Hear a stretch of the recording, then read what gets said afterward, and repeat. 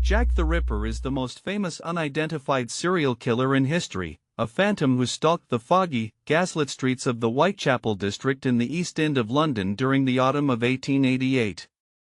The brutal murders of at least 5 women, known as the Canonical Five, plunged the city into a state of absolute terror and sparked a massive police investigation that ultimately failed to catch the culprit.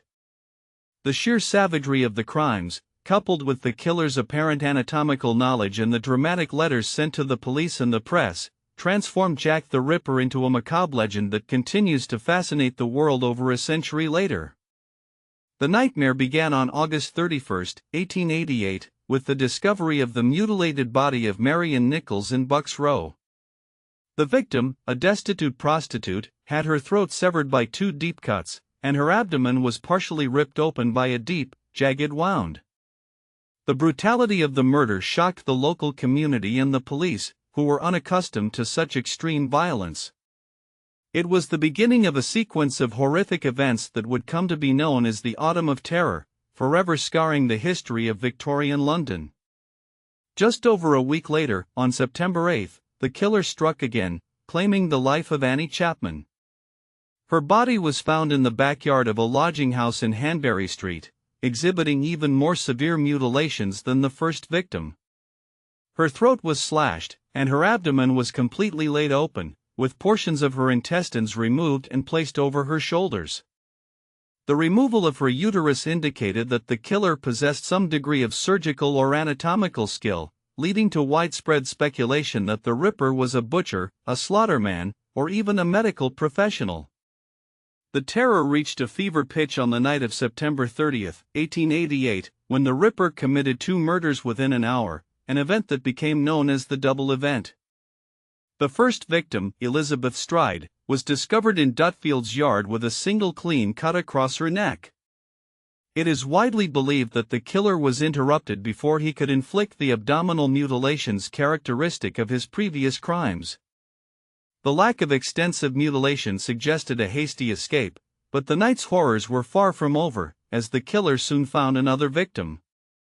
Less than an hour after the discovery of Elizabeth Stride, the body of Catherine Eddowes was found in Mitre Square, within the boundaries of the City of London.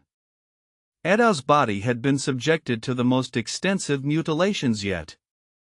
Her throat was severed, her abdomen was ripped open, and her left kidney and a major portion of her uterus had been removed.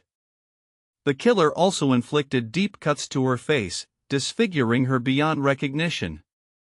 The sheer audacity and brutality of the double event cemented the killer's terrifying reputation and sent the city into a state of absolute panic. It was during this period that the media and the police began receiving a flood of letters claiming to be from the killer. While most were dismissed as hoaxes, a few stood out, most notably the Dear Boss letter, which introduced the moniker Jack the Ripper, a name that would forever be associated with the crimes. The Saucy Jackie postcard, received shortly after the double event, referenced the 2 murders and further fueled the public's morbid fascination. The most chilling piece of correspondence, however, was the From Hell letter, which was accompanied by half a preserved human kidney, allegedly taken from Catherine Eddowes. The final and most gruesome murder of the Canonical Five occurred on November 9, 1888.